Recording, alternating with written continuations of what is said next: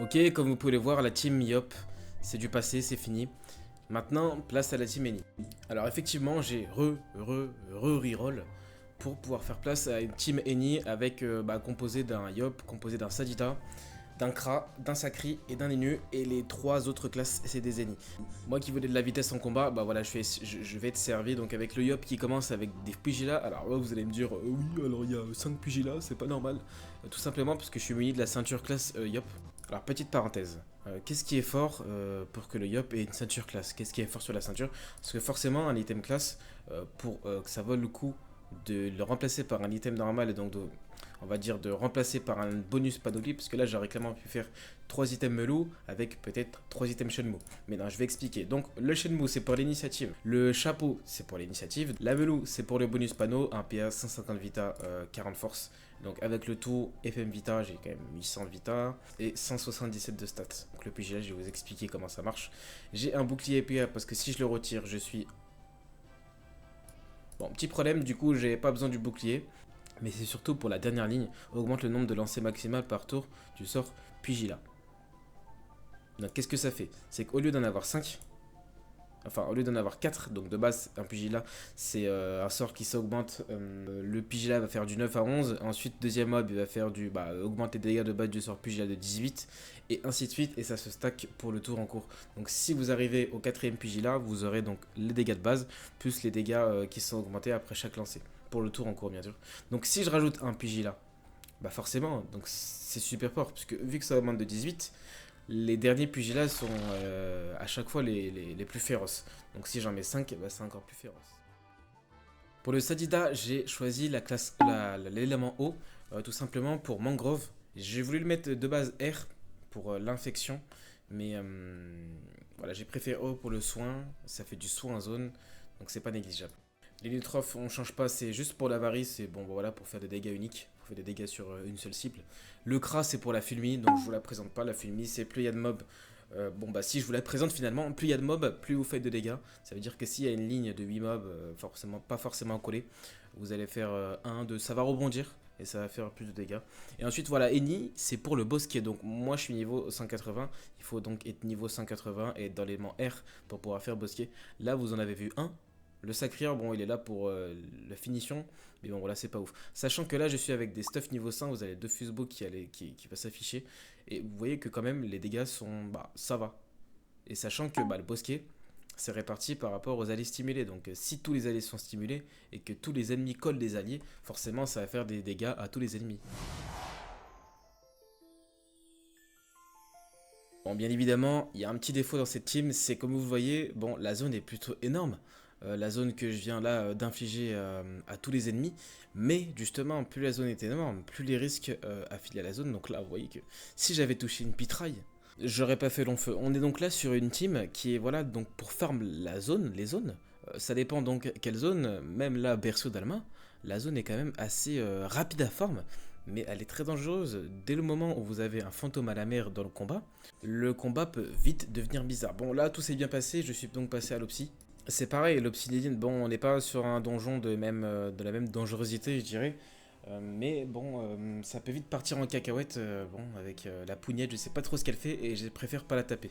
Bon, sachez que je suis en x6, mais on est quand même là sur un bon pex. Alors je sais pas si j'avais le full étoile, je crois que j'avais des étoiles rouges, mais voilà, le pex est quand même présent. Bon, c'est la banque, sachant que j'ai pas commencé à zéro, donc j'avais déjà la team d'avant, celle qui est mort au Kuri, et avant le Kuri, j'étais déjà mort.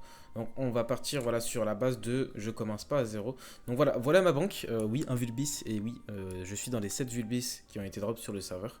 Il n'y en a pas beaucoup, vous avez les stats du serveur, enfin des stats du Dofus du drop, pardon, sur le Discord du serveur. Donc voilà ma banque. Alors on va retirer les runes, on va faire par niveau. Donc je suis pas allé plus loin que le Tengu, puisque je suis mort en Kuri, et j'ai clairement eu la flemme d'aller plus loin. Bon, il y a des ressources là, parce que j'ai vite fait été taper la zone avec la team que j'ai stuff là, je vais vous montrer les stuff juste après. Donc j'ai pu quand même bien farmer avec cette team. L'avantage avec cette team, c'est que comme vous voyez, elle est rapide. Il y a des grosses zones à prendre. Alors ça met un peu de temps, c'est-à-dire que quand les mobs sont loin, forcément, je vais pas les avoir comme si... Enfin, comparé à une map très très cac comme dans la jungle obscure, c'est un peu plus compliqué à mettre en place. Voilà, bon, j'ai pas eu Sadida non plus. Mais voilà, donc voilà l'état de ma banque. Alors moi je fonctionne souvent, enfin beaucoup avec les percos et les percos me donnent beaucoup de fragments de cartes. C'est pour ça que bah voilà, j'ai beaucoup de fragments de cartes et j'ai pas non plus farm la zone de ouf. Donc les percos franchement très bon bail. Branchez-vous percepteur. Surtout que c'est pas très compliqué à craft. Là par exemple si je veux en crafter, bon j'ai pas le niveau mais si je mets 180, alors moi j'aurais pas pour le 180, je vais mettre potion de conquête. Voilà, donc c'est pas compliqué à crafter, surtout qu'il faut des pépites. Les pépites, c'est vraiment sur ce serveur la chose la plus facile. C'est même trop facile à faire. On voit le prix dégringole. Là, actuellement, là où je vous parle, le prix est à 400, qui a même eu la pépite, je crois. Et je pense qu'il va pas cesser de descendre. Et voilà les percos, pour ceux qui PVM pas ou qui n'ont pas vraiment le temps de PVM, branchez vos percos. Je crois bien aussi que quand vous mettez un perco dans les donjons, que ce soit la dernière salle ou la première, vous avez les ressources de la salle du boss. Donc ça a confirmé. Mais de ce que j'avais vu au Royal Mood, ça marche comme ça. Donc je pense que c'est partout la même chose, peut-être pas pour les Dofus. Et voici l'état de mes... Enfin, voilà ce que j'ai en item. Donc, il y a un Almanax Craft, là, je crois, demain. Là, c'est un Almanax bricoleur, déjà. Donc, 25% de chance de créer un second objet. Bon, j'ai pas de bricoleur et c'est pas trop mon kiff de farmer les donjons. Mais voilà, pour l'Almanax Craft, ça peut être une bonne opportunité. Sachant que là, bon, il manque quand même des tourmalines, plein de choses. Bon, il me manque des ressources zones également. Pour pouvoir craft un max de choses. Donc, voilà, branchez-vous à l'Almanax demain. Donc voilà ce que ça donne. Donc j'ai 1086 de stats, sachant que je suis par chaud 100 agi. J'ai mis tout le reste en agi. Voilà l'agi, voilà la puissance. Donc je tourne à plus de 1200 de stats. Et en termes de dégâts, je vais vous montrer ça tout de suite. Donc là, moi j'ai pas mis le lapino, tout simplement. Pourquoi j'ai pas mis le lapino? Parce que le lapino, ce qui est embêtant, c'est que quand vous mettez le lapino, ensuite pour donner des PA, vous devez soit le réinvoquer, soit être autour du lapino. Là avec la fiole, bon, eh bien, vous mettez la fiole au sol comme je viens de faire. Mot stimulant, ça pète tout ce qui est dans la zone à l'épée. Imaginons que le prochain tour, le lapino est à perpète, il est là-bas. Et que moi, je veux mettre quelque chose en état stimulé, par exemple, je sais pas, un arbre. J'ai juste à fiole là-bas. Et à faire péter tout ce qu'il y a. Donc le lapino, j'ai une portée très réduite qui serait de là. Là, j'ai juste à mettre une fiole à 2 PA. Surtout que la fiole, quand je la fais péter, ça me rembourse le coût des PA. Donc là, imaginons que je fais un sort à 2 PA. Non? Sur une fiole du lanceur vide. Bon, je crois que j'ai pas tout compris. Mais bref, pour pouvoir donc mettre dans l'état stimulé des arbres ou des invocations, c'est vraiment super utile. Donc moi, c'est ce que je fais. Et donc voilà, voici le Rox. Donc le bosquet enchanté.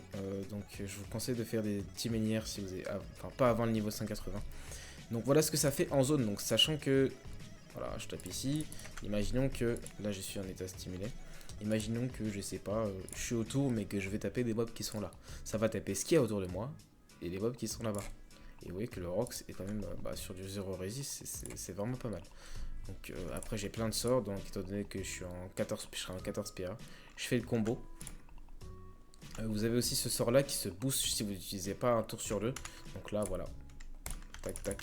Et ensuite j'enchaîne les combats avec les autres classes et ce sort là. Également il y a le retour de l'HDV dans la banque.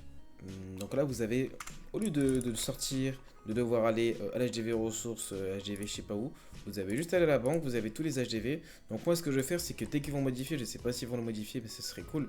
Voilà, j'ai commencé à un peu spammer les ressources en HDV pour pouvoir faire marcher l'économie de l'HDV et puis même pouvoir vendre quand je suis pas là. J'ai la flemme de forcément faire un mag à chaque fois.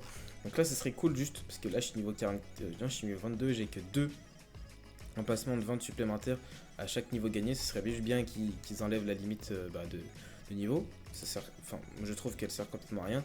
La taxe également, je suis pas sûr qu'il y ait une taxe, mais bon, elle sert pas à grand chose. Vaut mieux bombarder ce qu'il y a en HDV et bombarder par exemple. Je sais pas, moi je voulais vendre des ressources de boss. Il y a beaucoup de personnes qui cherchent des ressources de boss. Par exemple, les queues de Funuroshi, je sais qu'il n'y a pas tout le monde qui a fait le donjon. J'aimerais bien les mettre en vente à un prix que j'ai moi-même fixé. Là, je pourrais. Mais si je le fais, ça me prendrait, ça me boufferait trop d'emplacement. Donc, à voir ce qu'ils comptent faire. Ce que le staff du serveur compte faire pour ça. Ce serait cool qu'ils fassent une Actuellement, je suis sur une nouvelle team. Alors cette team-là, ça va être donc pour les monter et ensuite aller PVP. Je sais pas en fait ce que ça donne en PVM. Je voudrais bien tester. Donc là, je les pex aux autres parce que hier il y avait un très très bon almanach, sachant que nous la Ice, eh bien on a la zone, donc on a je crois 25% d'XP en plus. Il y avait un almanach qui faisait que quand on faisait un challenge, si on voyait le challenge réussir, on se faisait augmenter nos challenges de 150%. Donc sur un Doom qui est 300% de base, eh bien on prendrait 750%. J'ai pas souvent fait Doom, mais là par exemple pour focus un monstre avant tous les autres monstres, bah voilà le pex que j'ai pris sur un groupe full étoile. Bon, sur ce, la prochaine vidéo sera sûrement une vidéo PvP. J'ai pas mal de recs en attente, donc je vais en faire une vidéo. Et je vous dis donc à la prochaine.